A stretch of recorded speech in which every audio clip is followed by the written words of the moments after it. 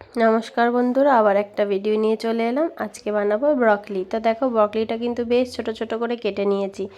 আর এদিকে মেয়ে সকালে স্কুলে গেছিলো, খাবারটা খেয়ে যায়নি। তো সেই কারণে এদিকে দেখো ভাতও বসিয়ে দিয়েছি, ব্রকলিটা সেদ্ধ করব বলে জলও বসিয়ে দিয়েছি পাত্রে। তো চলো ব্রকলিটা দিয়ে একটুখানি করে, জলটা বেশ গরম হয়ে এসছে। তো এক এক করে সব ব্রকলিগুলো দিয়ে দেবো। আর ব্রকলিটা কিন্তু একটু সেদ্ধ করে নিলে বেশ ভালো লাগে, কারণ ওর ব্রকলির যে গন্ধটা থাকে না, আর বেশ পোকামাকড় থেকেও আমরা, যদি পোকা থেকে থাকে আমরা তো বুঝতে পারি না। তো সেই কারণে একটু সেদ্ধ করে নিয়ে জলটা ফেলে দেবো। বেশিক্ষণ কিন্তু সেদ্ধ করব না, হালকা ওপর দিয়ে নুন ছিটিয়ে দিলে দেখো বেশ নরম হয়ে এসছে এবং ফুটে গেছে। এবার নামিয়ে নেবো। বেশিক্ষণ ফোটালে আবার বেশি সেদ্ধ হয়ে গেলে ভাজা করতে গেলে তাহলে ভেঙে যাবে ব্রকলিগুলো। তো চলো কড়াই বসিয়ে কড়াই গরম করে নিলাম, তেলও দিয়ে দিয়েছি। তেলের মধ্যে ফোড়ন দিয়ে দেবো শুকনো লঙ্কা আর দেবো সর্ষে। তো ভালো করে তেলে সর্ষেটা ফ্রাই করে নেওয়ার পর দিয়ে দেবো ব্রকলিগুলো। তো আজকেও সর্ষে ফোড়ন দেবো। সর্ষে ফোড়নের গন্ধটা বেশ আমার ভালো লাগে।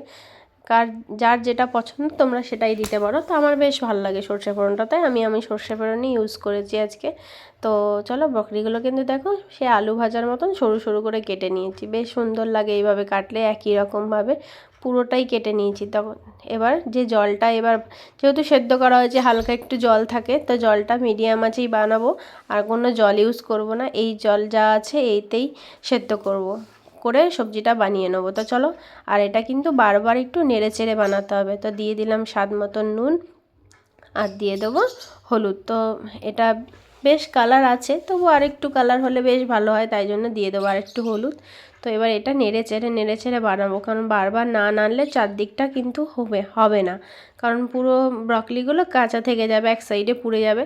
তো সেই কারণে বারবার একটু ঘন ঘন নেড়ে এটাকে বানাতে হবে। আর যেহেতু জল আছে, একটু নেড়ে চেড়ে বেশ শুকনো শুকনো করতে হবে। আর পুরোটাই বানাবো মিডিয়াম ফ্লেমে। তো দিয়ে দিলাম একটু পেঁয়াজটাও বেশ এর সাথে ভাজা ভাজা হয়ে যাবে, ভালো লাগবে বেশ। তো চলো পেঁয়াজ দিয়েও একটু নাড়াচাড়া করে বানিয়ে নিই। দেখো অনেকটা কিন্তু জল শুকিয়ে গেছে, নরম হয়ে গেছে।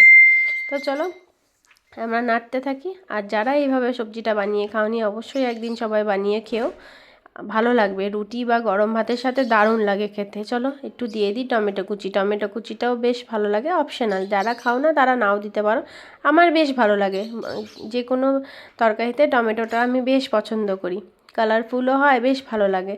তো চলো নামানোর আগে কিছুক্ষণ আগে দিয়ে দেবো একটু ম্যাগি মশলা।